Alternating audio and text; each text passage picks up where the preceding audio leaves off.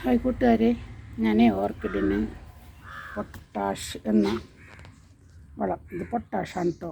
ഓർക്കിഡുകൾക്ക് പൂക്കാതെ നിൽക്കുന്ന ഓർക്കിഡുകളുണ്ട്, നമ്മൾ എന്ത് ചെയ്തിട്ടും പൂക്കാതെ നിൽക്കുന്ന ഓർക്കിഡുകൾ, അവയ്ക്ക് അറ്റത്തെ അവസാനത്തെ വളപ്രയോഗം എന്ന രീതിയിൽ പൂക്കാൻ വേണ്ടി നമ്മൾ കൊടുക്കുന്നത് പൊട്ടാഷ്. ഇത് പൊട്ടാഷ് മാത്രമേ ഉള്ളൂ, വേറെ ഒന്നും ഇല്ല കേട്ടോ.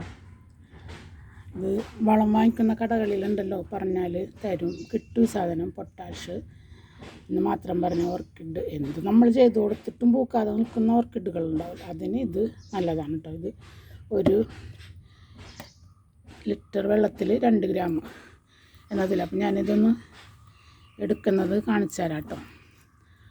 ഇത് ഇടുമ്പോഴുണ്ടല്ലോ, ഇത് നേരിട്ട് വെള്ളത്തിലിട്ട് കഴിഞ്ഞാൽ നമുക്ക് സ്പ്രേയറിലൂടെ അടിക്കുമ്പോൾ ഇത് പോകാൻ കുറച്ച് ബുദ്ധിമുട്ടാണ്. അപ്പോൾ ഇതൊരു ലിറ്ററിന് 2 ഗ്രാമാണ് പറയുന്നത്. അപ്പോൾ ഇതാ 2 ഗ്രാമിൻ്റെ ഒരു സ്പൂണാണ് ഇത്. ഈ സാധനം വാങ്ങിക്കുമ്പോൾ കിട്ടുന്നതാണ്. ഇതിനകത്ത് ഉണ്ടാവും ഈ സ്പൂൺ. അതായത് ഇത് നോക്കിക്കോ, ഗ്രീൻ കെയർ ഫെർട്ടിലൈസറാണ്. 13, 27, 27. ഇതും പൂക്കാനുള്ളൊരു വളം തന്നെയാണ് കേട്ടോ. ഇത് കൊടുത്തിട്ടും പൂക്കാത്ത നിൽക്കുന്ന ചെടികൾക്ക് കൊടുക്കുന്ന വസ്തുവാണ് ഇത് പൊട്ടാഷ്. അപ്പോൾ അത്തരം വളങ്ങൾ ഈ 13, 27, 27 ഉണ്ടല്ലോ, അത് വാങ്ങിക്കുമ്പോൾ അതിനകത്ത് ഉണ്ടാകുന്ന സ്പൂണാണിത്. 2 ഗ്രാം. ഇതാണ് 2 ഗ്രാമിൻ്റെ. അപ്പോൾ ഇത് ഞാൻ പഴയ തോർത്തിലിട്ടിട്ടാണ് എടുക്കാറ്. കാരണം എന്ന് വെച്ചാൽ ഇത് വെള്ളത്തിൽ നേരത്ത് കൊടുത്തു കഴിഞ്ഞാൽ ഇത് അലിഞ്ഞ് ചേരില്ല ശരിക്കും. അപ്പം നമ്മളിതിങ്ങനെ ഇട്ടിട്ടാവുമ്പോൾ അത് ശരിക്കും അലിഞ്ഞ് പതുക്കെ ഇറങ്ങിക്കോളും. വെള്ളത്തിൽ നേരിട്ട് കൊടുത്താലുണ്ടല്ലോ ഇത് അലിയില്ല, പെട്ടെന്ന് അലിയില്ല. പിന്നെ ഇതിൻ്റെ ഒരു ഇതൊക്കെ വെള്ളത്തിൽ കിടപ്പുണ്ടാവും. അപ്പോൾ സ്പ്രേയറിലൂടെ ഇത് പോരാനും ബുദ്ധിമുട്ടാണ്. ഇതിങ്ങനെ കാണിച്ചു കൊടുത്താൽ ഇത് അലിഞ്ഞ് ചേർന്ന് ശരിക്കും അതിലേക്ക് ചേർന്നോളും.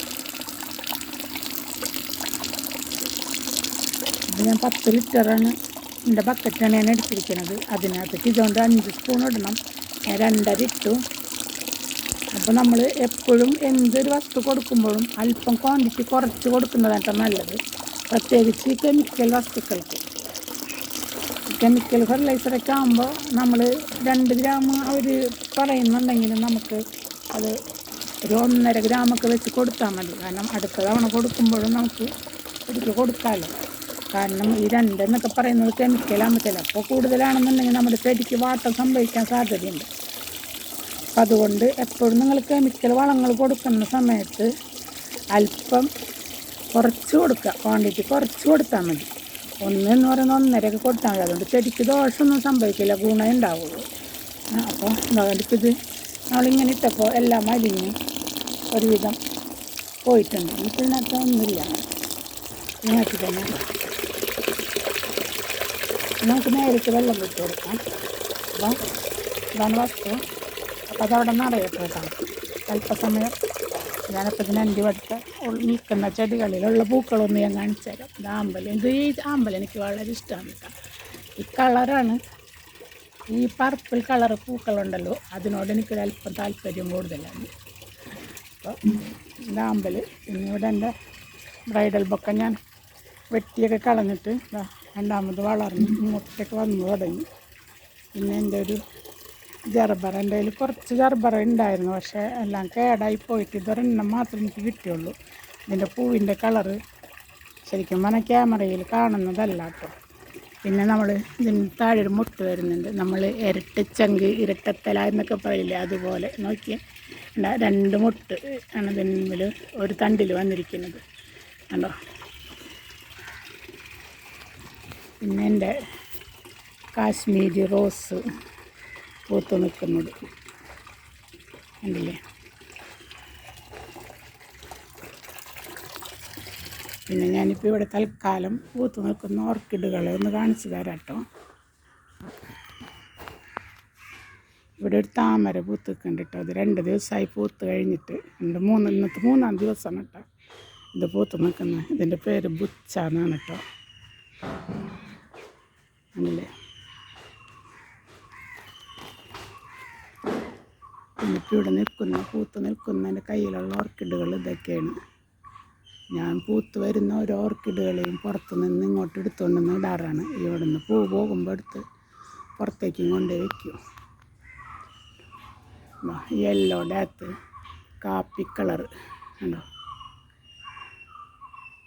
ഇതിൻ്റെ മറ്റൊരു കൊലയാണ് ഇട്ടത്. ഇത് വരണുള്ളൂ, വിരിയാൻ വരണുള്ളൂ. പിന്നെ ഇതിവിടെ വൈറ്റ് പൂത്ത് നിൽക്കുന്നുണ്ട്. പിന്നെ ഇതിവിടെ പർപ്പിള്, യെല്ലോ. ഇതൊരു പിസ്ത യെല്ലോ ആണ് കേട്ടോ, പിസ്ത ഗ്രീൻ എന്നൊക്കെ വേണമെങ്കിൽ അങ്ങനെയൊക്കെ പറയാവുന്നൊരു കളർ. പിന്നെ ഇതാ ഇത്, പിന്നെ ഈ പർപ്പിളിൻ്റെ ചെറിയ പൂക്കളാണ് കേട്ടോ ഇത്.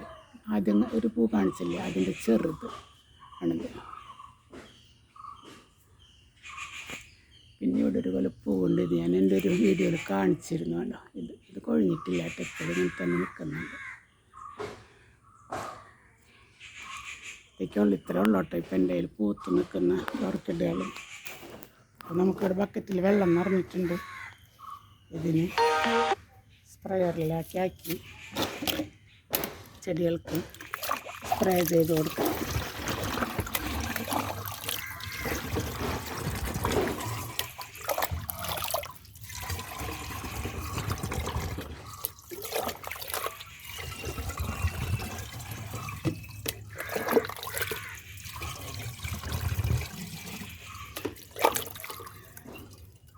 ഇത്രയും മതിയിട്ടാ, 4 ലിറ്ററൊക്കെ നിറയ്ക്കാൻ പറ്റുള്ളൂ. 5 ലിറ്ററിൻ്റെ സ്പ്രേയറാണെങ്കിലും, കാരണം നമുക്ക് എയർ അടിച്ച് കയറ്റാൻ കുറച്ച് വിഷമായിരിക്കും. അതുകൊണ്ടാണ് കേട്ടോ. ഇത് നമുക്ക് ചെടികൾക്ക് കൊടുക്കണം.